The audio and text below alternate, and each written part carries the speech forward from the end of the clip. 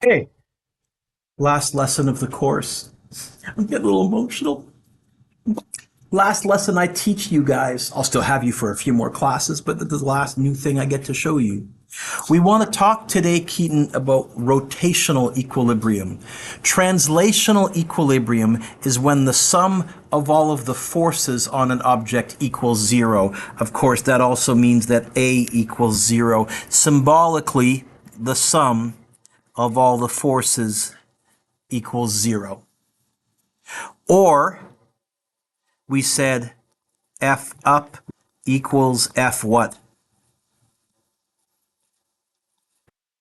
And F left equals F what? Yeah. We want to talk about torque. Torque is the strength of rotation that an object possesses, and it depends on two main factors. I'm going to pause the video for a second. Torque depends on two things. It depends on the force, and it depends on the distance from the pivot point. Also, though, notice, Kevin, the distance, you were holding the meter stick horizontally. The distance was horizontal, but the force I was applying was vertical. Torque is defined as the perpendicular force multiplied by the distance the force is from the pivot point or fulcrum point. We'll use pivot point as an equation. So what letter does torque begin with? Lowercase t time, uppercase T period. So we're going to use the Greek letter capital T, a tau, which looks like that. Kind of looks like a cursive T. It's equal to force times distance, but they're perpendicular to each other. This next bit is just nerd trivia. You don't need to write this down. Actually, in physics, when you first, how do you add two vectors together? Draw them, everybody.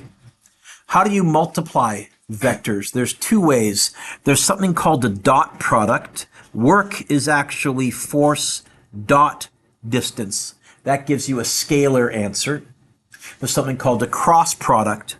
Torque is actually F cross D. A dot and a times in physics are very different. This gives you a vector answer. F cross D is FD sine theta, I believe.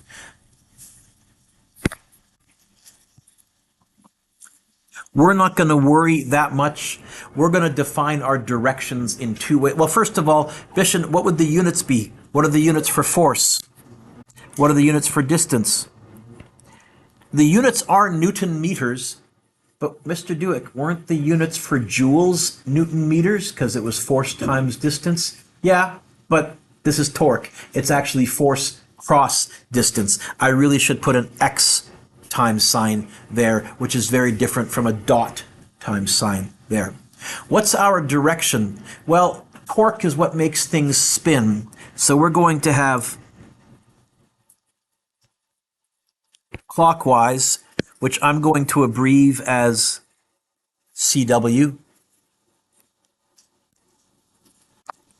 Or what's the opposite of clockwise? Counter or anti? I'll use counter CW, and I'll abbreviate that as CCW. And in fact, I have a habit, even this is looking wrong to me. Anytime I write CW or CCW, clockwise, I drew an arrow like that. Counterclockwise above it, I always draw an arrow like that because the number of times I've got them mixed up is stupid. So I learned a long time ago, Luke, by doing that, I don't make a silly mistake. So it says fill in the following key facts about torque. Luke, what were the units for torque?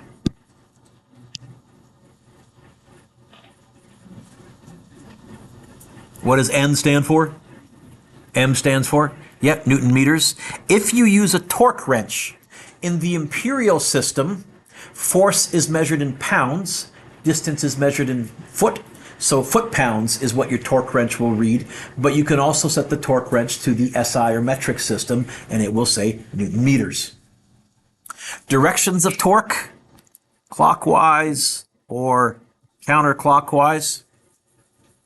And as Kevin so painfully discovered, if the force acts at the pivot point, well, if D equals 0, then how big is the torque?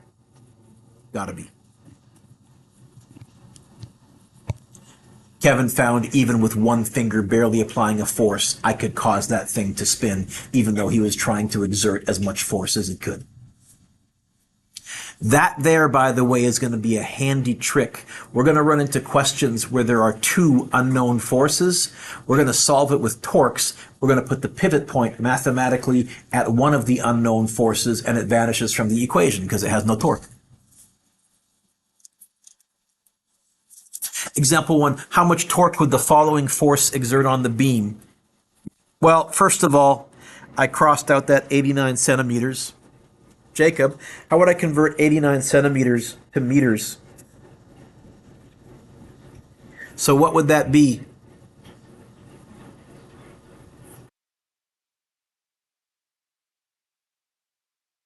So this is what you did on your unit test, which cost you a half a mark, by the way. Just saying. Is that correct, folks? No!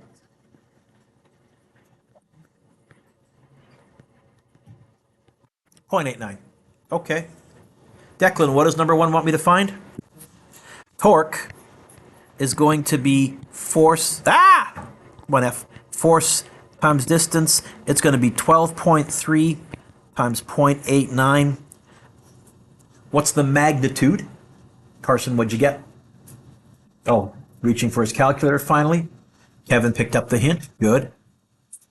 Soon I'll even see Luke typing away. Excellent. Any minute now, Keaton's going to reach for his calculator too. Sorry, what'd you get? 10 point, and I heard 9. So 10.9 if I go to 3 sig figs? Units, Newton meters. Direction. So here's my pivot point right here. If I push this way,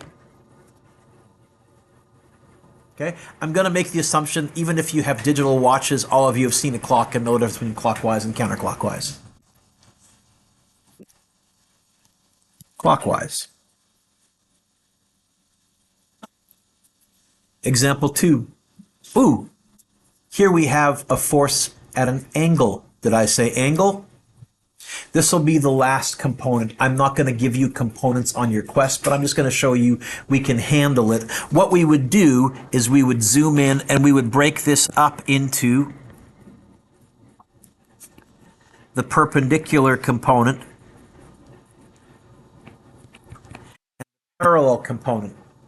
The parallel component is going to offer no torque. Now, what angle, Sophia, did they give me in degrees? It's traditional to try and find that angle in your vector triangle. So for those of you that were here last day, what do these two angles add to? So how big is this smaller angle? 25. How big is this bottom left angle?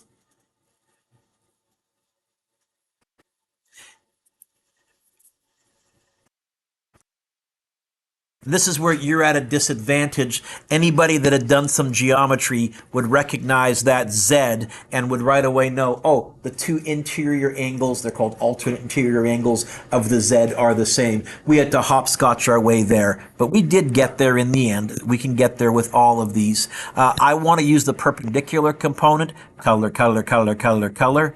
F perpendicular opposite, the one that I know is hypotenuse, which trig function? In fact, it's going to be sine, and now I'm going to generalize theta equals perpendicular, oh, not a t, Mr. Dueck, perpendicular upside down t over the force that they gave me. Get the perpendicular by itself, please. Jacob, how would I get F perpendicular by itself? What will I do with the F?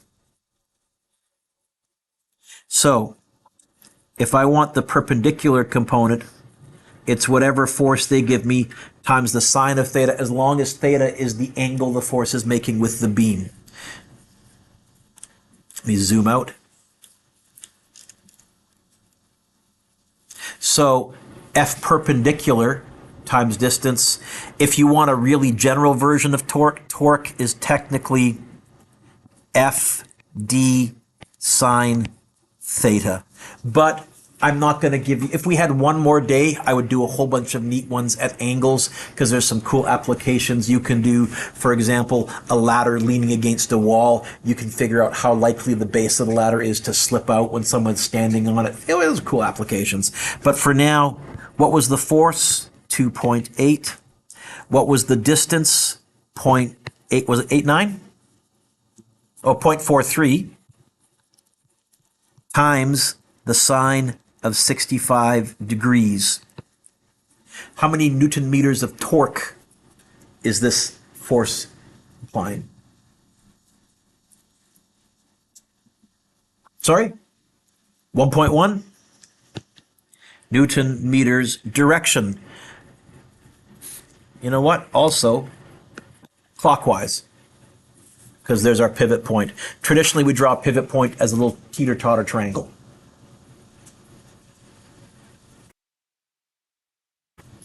So far, so good. We got to give a couple of more terms, some more terminology. Turn the page.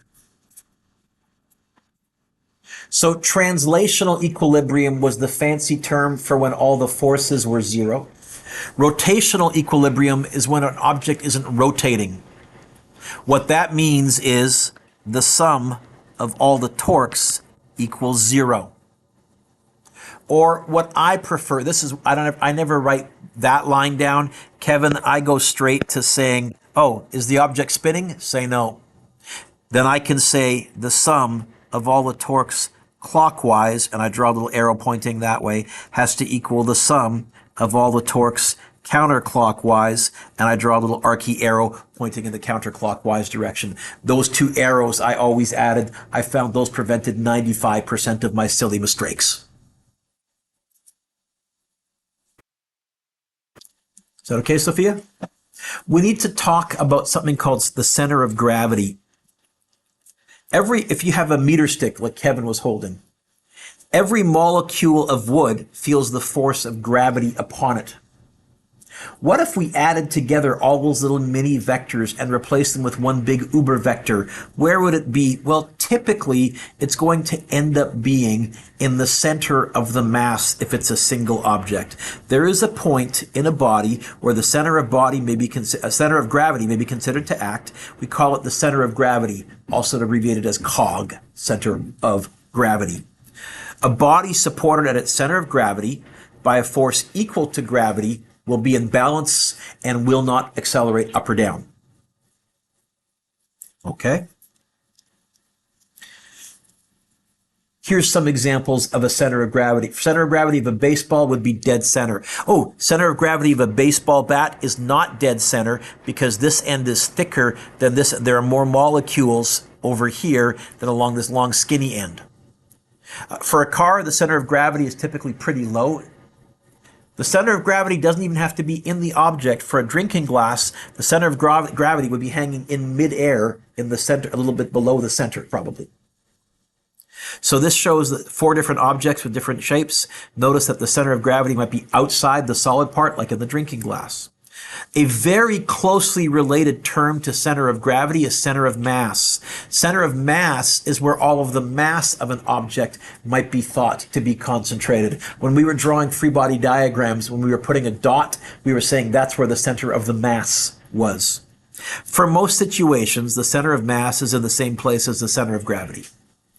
One exception would be if you were near a very quickly changing gravitational field, like if you were really, really close to a black hole, then the distance between me and Carson, G, might be very, very, very different. And so the center of gravity would not be in the same place as the center of mass. We're not going to be dealing with those situations.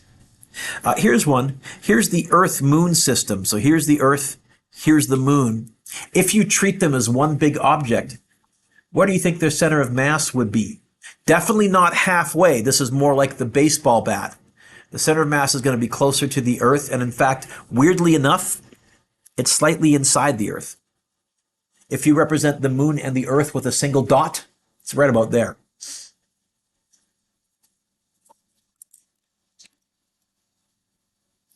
Meter stick demonstration number 2.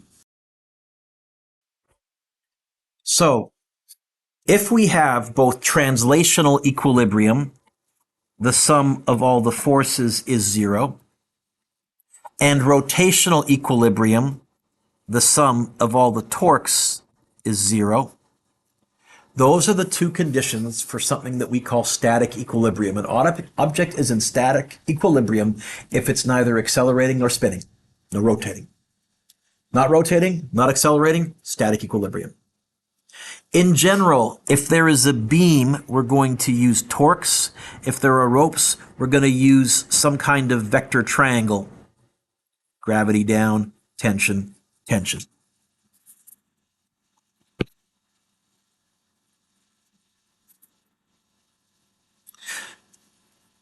Example 3 says, what force F is needed to balance the beam below?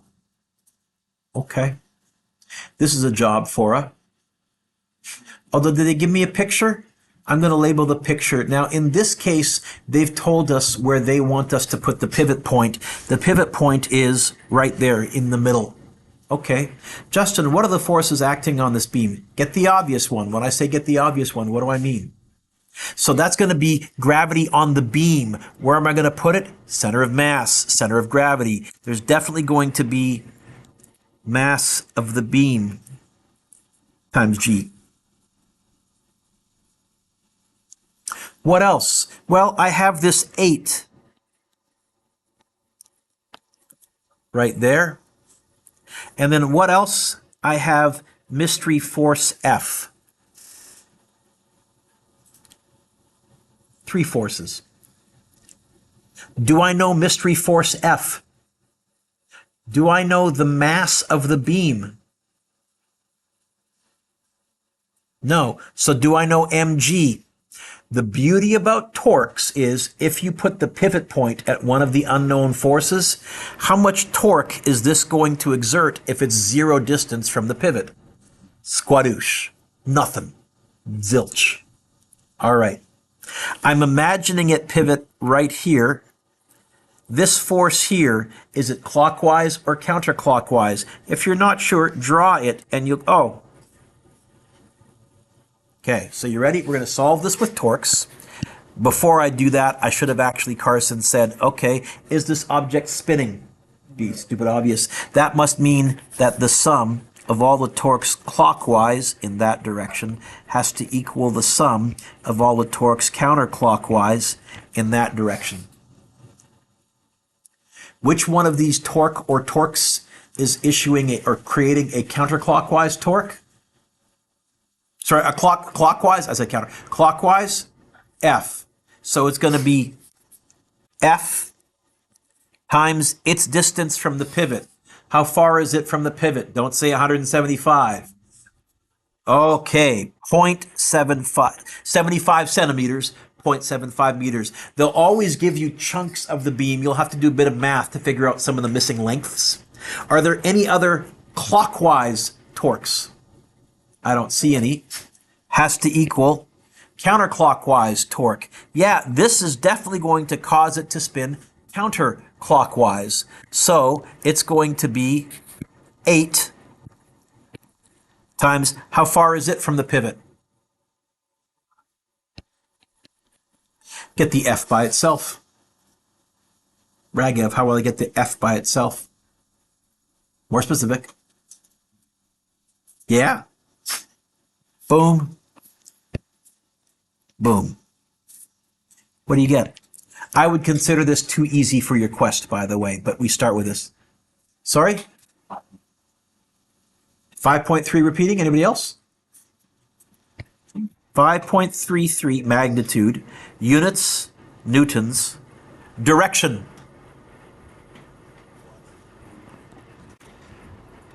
Down or clockwise, but down in this case.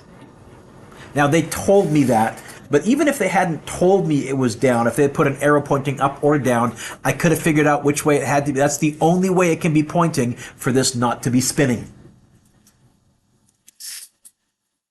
One of the key ideas in torque, we can put the pivot mathematically wherever we wish and use it to eliminate an unknown torque. I didn't know what torque this was. I didn't know what force this was. Put the pivot there. Example 4 says, how far from the pivot must the 64 Newton object be placed to balance the beam? I'm going to zoom in a little bit. Okay, Bishan, what are the forces acting on this? Get the obvious one. A mass of the beam times G, that's going to be, boom, right there. By the way, how far is that from the pivot point? Psst, look up. That's the pivot point. How far is it from the pivot point exactly as a number? So what will its torque be? Yay, we got rid of a force. That's good. I don't know that. What else? Well, it looks like I have this 56, and it looks like I have this 64. This is a beam. I'm going to use torques. The sum of all the torques clockwise in that direction has to equal the sum of all the torques counterclockwise in that direction. Did the sound effects help? Well, maybe. Now I'm going to work over here. I'm running out of room. Which of these, if the pivot point is right where that triangle is, which of these would cause this to spin clockwise? The 56 or the 64? 64 times its distance from the pivot. Ooh, x has to equal 56 times its distance from the pivot, 0.42. Did we miss any forces? Well, we missed mbg, but wait a minute. It's, yeah.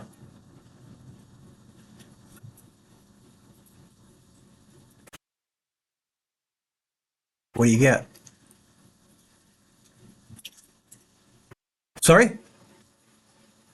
Even? 0.3675. So can I go 0.368? Yeah.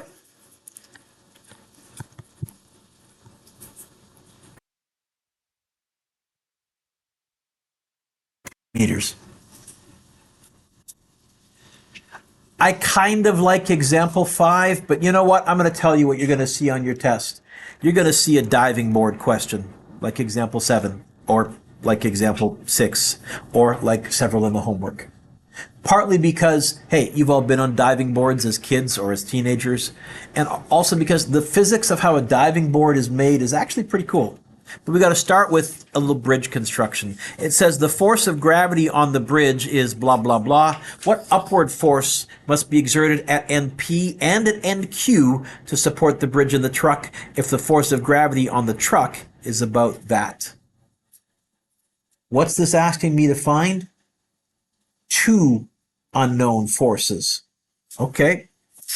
Well, first of all, let's see if we can figure out the direction. Temporarily, I'm going to put, don't write this down, just look up. I'm going to put the pivot right there. If you can write in pencil, you can put the pivot there and then erase it afterwards, but don't put it there in pen. These two would cause this to spin this way. Do we want the bridge to start spinning? Be stupid obvious.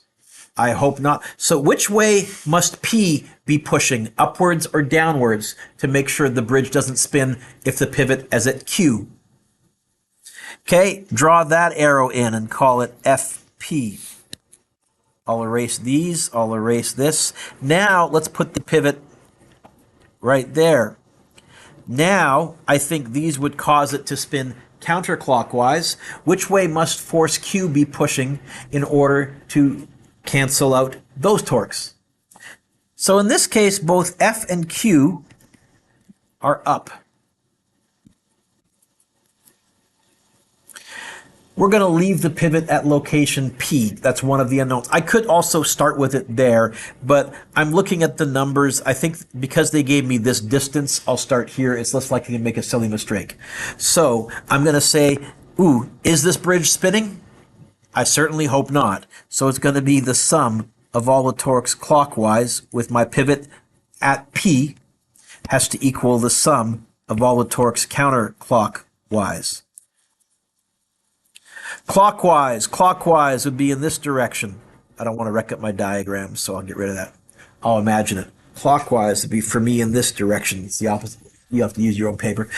Which force or forces are causing it to spin clockwise? Bishon, what do you get? Which force? Sorry, what's the first one? Okay, that's causing us to spin clockwise. I agree. So hang on, we're going to go truck times its distance from the pivot. How far is the truck from the pivot point?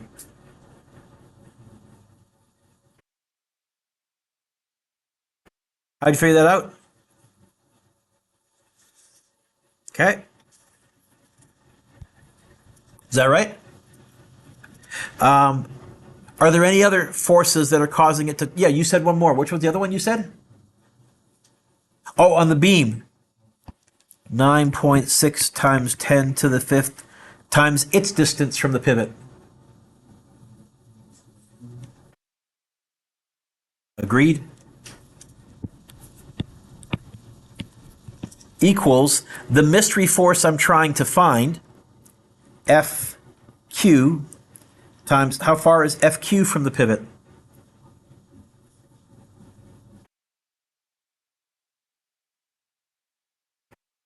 Look along the top, figure it out.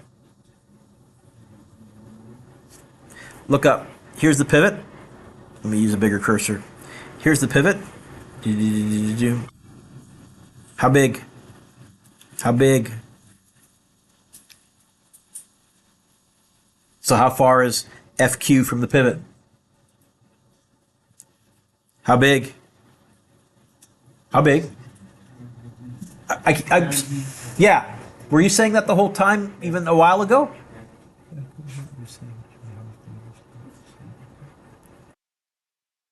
How would I get FQ by itself? And I'm going to be lazy. I'm going to do this in one line.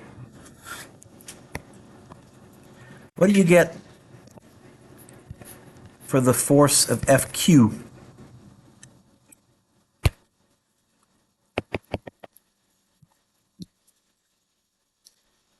Bracket 4.8 scientific notation button 4 times 12 plus 960 scientific notation button 5 times 8.5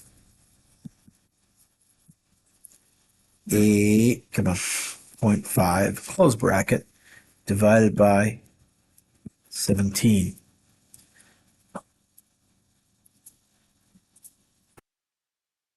I got a typo here. 960, it's going to be second function insert 9.6. That's better. Got a syntax error. Where's my error? 5 times 10 to the fifth. How many errors do I have here? It is a 0.5. Oh, I know what happened. The times didn't show up, Mr. Dueck. Second function, insert times. Hey, do you all get 513,882.35? I'm going to write 514,000.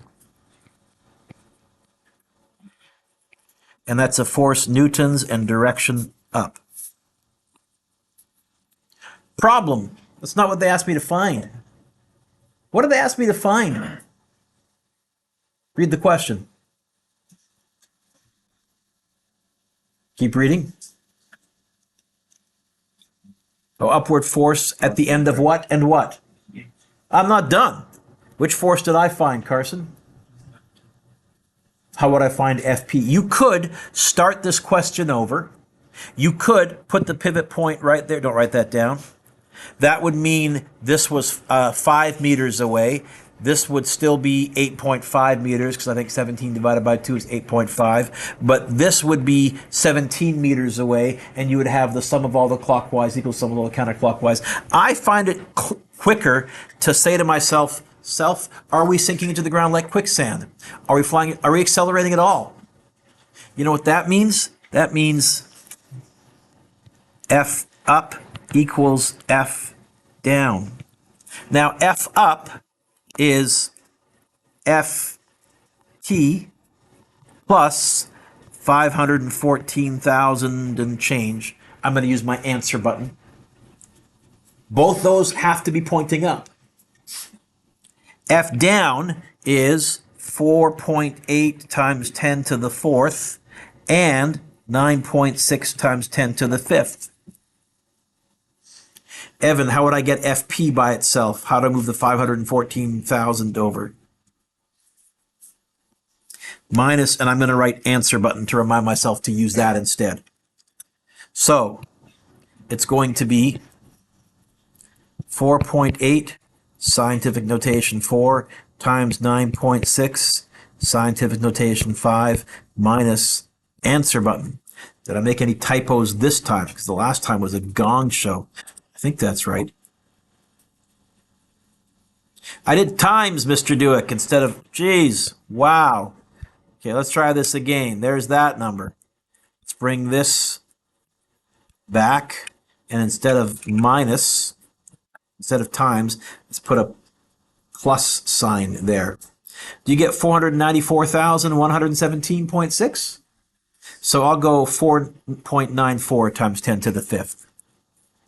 Fp equals 4.94 times 10 to the fifth, and that's newtons, and that's up. So we're going to move from torques when there's two unknowns to, once we have it to one unknown, we'll probably use everything down equals everything up, or everything left equals everything right. I like number 6, I like number 6, I like number 7, I like number 7, I like number 6, I like number 7, I like number 6, I like number 7. The diving board. The first question says this: a person walks out to the end of a diving board. Which of the following is the correct free body diagram? Well, let's see if we can figure it out. I'm going to zoom in. What are the forces on this diving board, Justin? Get the obvious one. Of the board, where? Center of mass of the board, which would be right about there. Mass of the board times G. What other gravitational force is acting on this board?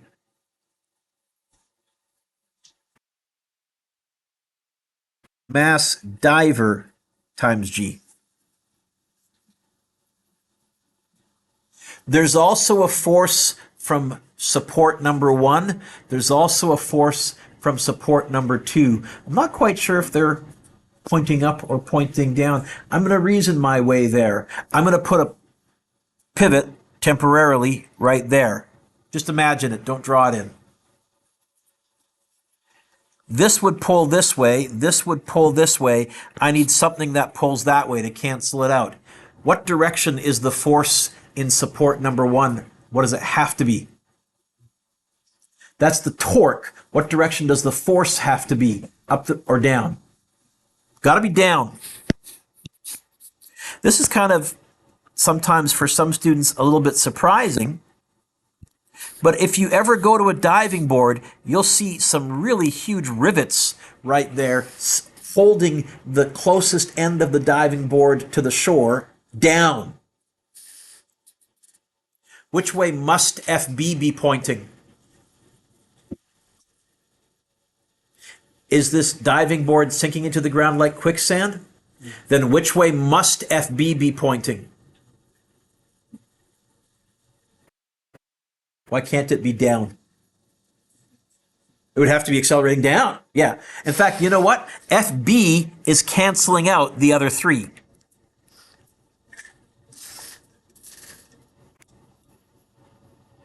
Canceling out the other 3.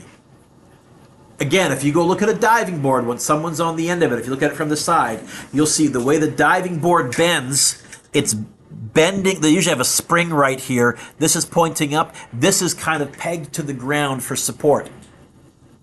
What's the correct free body diagram? A, B, or C? Sorry? B. And then part B says, find the force from location 1. I'll call this F1. And location 2, I'll call this F2. I find it easier using torques to find F2 first, I'm going to put the pivot at F1. So I'm going to go color, color, color, color, color, and I'm going to get rid of this one that I temporarily drew in.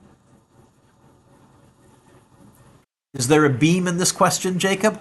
I'm going to use torques. The sum of all the torques clockwise has to equal the sum of all the torques counterclockwise. Clockwise would be forces that are going to cause it to spin in that direction. Which force or forces are going to cause it to spin in that direction? I'll give you a hint. There's two of them. Both the mg's. Okay, I'm going to scroll down. So it's going to be mass of the board times g times... How far is the mass of the board from the pivot? It's going to be center of mass. Sorry? Actually, how far? You're way overcomplicating it, folks. How long is the board, Achi? So where will the center of mass of the board be? Halfway. Yep. And we're going to have mass of the diver times g times... How far is the diver from the pivot? 3.75. That equals mystery force B, or 2, not B, times its distance from the pivot.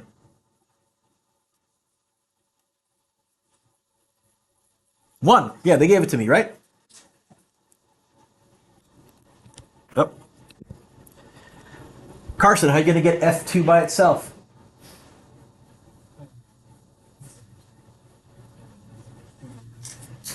Yeah, which isn't going to make a difference on my calculator, but since you might be using this as a template when you're writing your open book quest, I'm going to go, haha, and now I can say, how big does F2 have to be? It's going to be, what was the mass of the board? They must have told me. Sorry? 10 times 9.8 times 1.875 plus, what was the mass of the diver? They told me. 45 times 9.8 times 3.75. Technically all divided by 1. Will dividing by 1 make a difference? No, but just in case in the future the distance there isn't 1, that's where you would divide.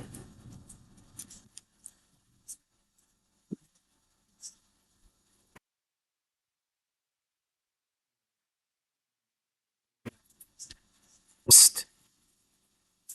Psst. No, I can see that. Oh, okay. So hang on, patience, grasshopper. Let's draw it in. So what that means is, it's a good question. From here to here is 3.75. Yeah. So for the diver, we put the pivot right here. How far is the diver from the pivot? 3 point. We're not doing it from the diver because this was mass of the diver times its distance from the pivot. That's what torque is. Torque is force times distance from the pivot. Not yet, but we'll do another one and it'll become clearer. The pivot is where I drew this triangle right there, which is at F1. You'll find for the diving board question, that's the easiest place to put it. You could put it there, you just got to adjust all your lengths, and I'm lazy. Can we get, what do you get? Jacob, what'd you get?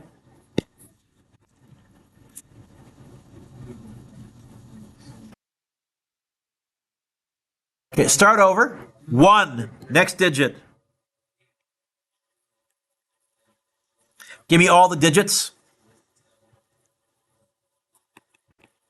Because I'm going to use that to find the other force, and then I'll round off.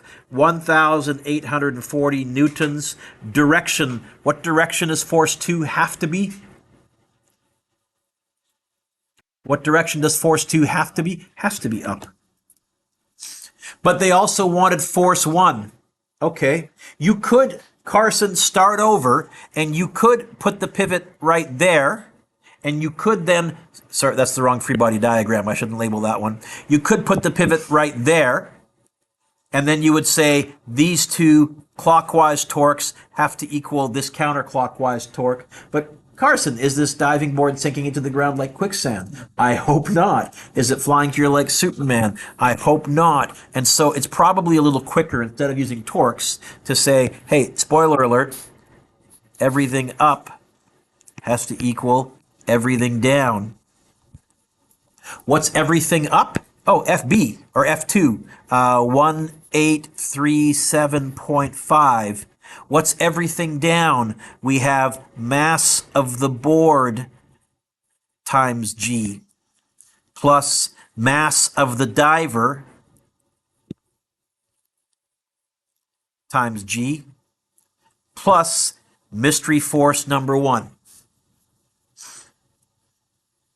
How would you get mystery force number 1 by itself? The other two mg's. F1 is going to be, and you'll probably use your answer button. I'm going to write 1837.5 minus 10 times 9.8. No times distance. This is not torques. We're using forces.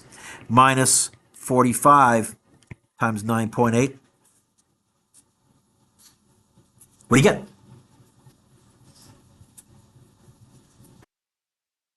Sean, let me know what you get once you've written it down.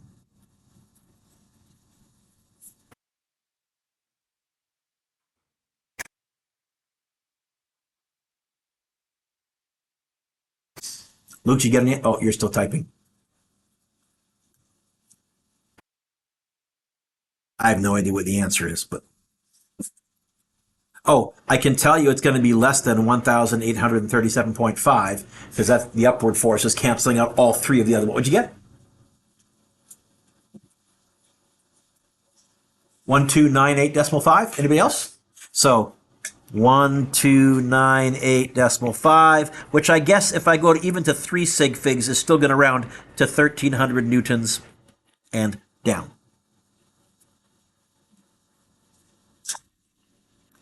That's the diving board question.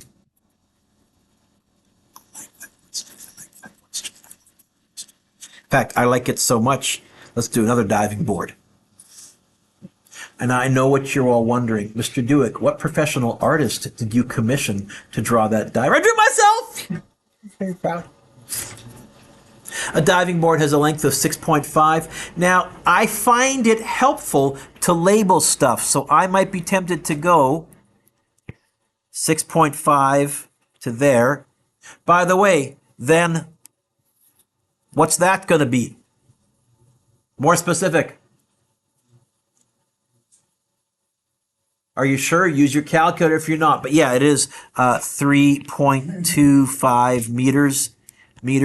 It says it has a length of 6.5 meters, got a mass of 52 kilograms, a diver of mass 65 kilograms stands on one end of the board. By the way, I don't have to have him on the end of the board. I could have him here. If I gave you this distance, you could subtract and figure out where he was. You can always figure out where they were. I'll give you enough information where you can move along the lines and figure out where they were. Find the force exerted at location A and location B in order to maintain rotational equilibrium. All right, this is a job for a free body diagram. But Evan, did they give me a picture? Say yes. I'm going to label the picture. What are the forces acting on this, Evan? Get the obvious one. So I have mass of the board times G. I have mass of the diver times G.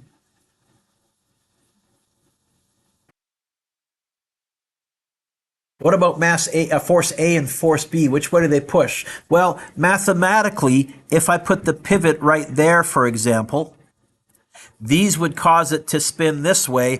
This would have to be pulling that way to cancel it out. You can imagine that? Is that okay, Kevin? So which way is force A? Force A is down.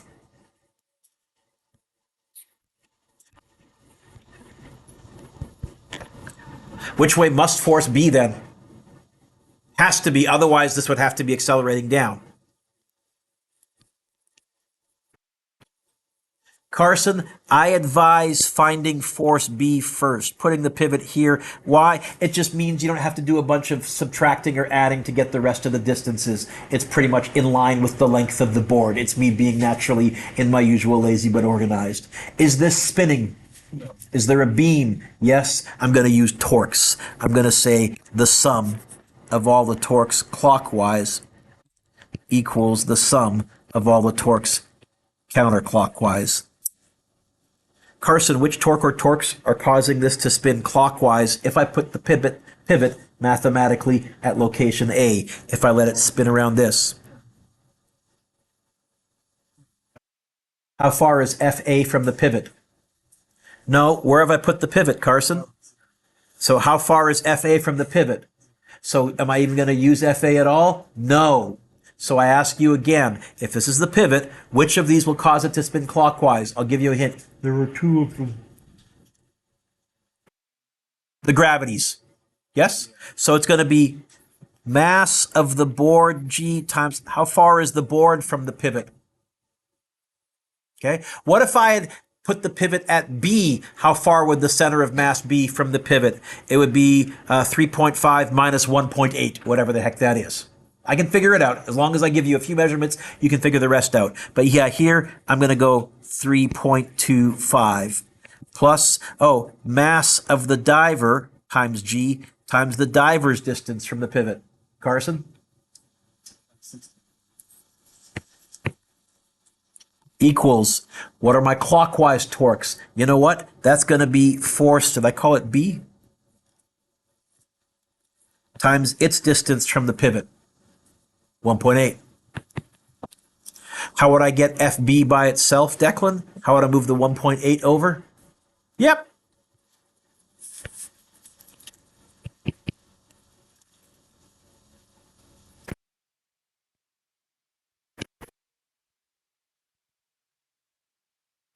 What was the mass of the 52 and 65? 52 times 9.8 times 3.25 plus 65 times 9.8 times 6.5, all divided by 1.8.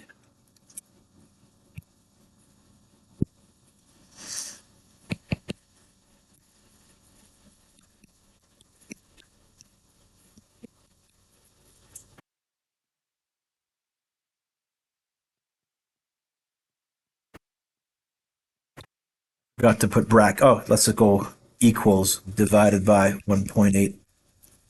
3,220 and change? Is that right? 3,220 newtons, and that's definitely has to be up, can't be down. Now, to find force B, Luke, we could put the pivot, to find force A, the one on the very end, we could put the pivot at B, but you know what? Luke, is this diving board sinking into the ground like quicksand? Is it flying here like Superman? It's easier to say everything up equals everything down. What's everything up? Well, everything up is FB. What's everything down? 52 times 9.8 plus 65 times 9.8 plus my answer button. No, not my answer button. Plus FA. My answer button is FB, isn't it? Sorry, folks. Plus FA, the one I'm trying to find. Okay. Raghav, how would I get FA by itself? Subtract the other two. So, running out of room. FA is going to be answer button minus 52 times 9.8 minus 65 times 9.8. It's going to be answer button, yoink, minus 52 times 9.8 minus 65 times 9.8.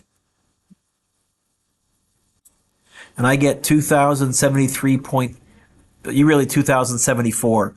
I'll go FA equals 2,070 newtons.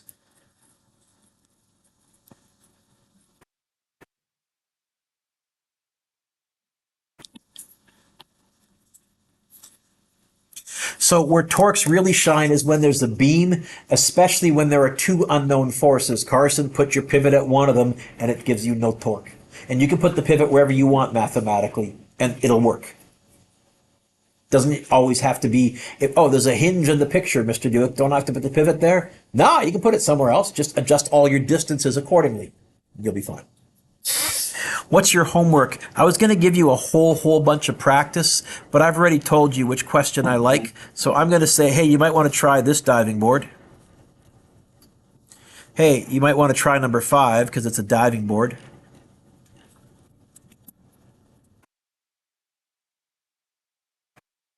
You might want to try number 10 because, spoiler alert, it's a diving board.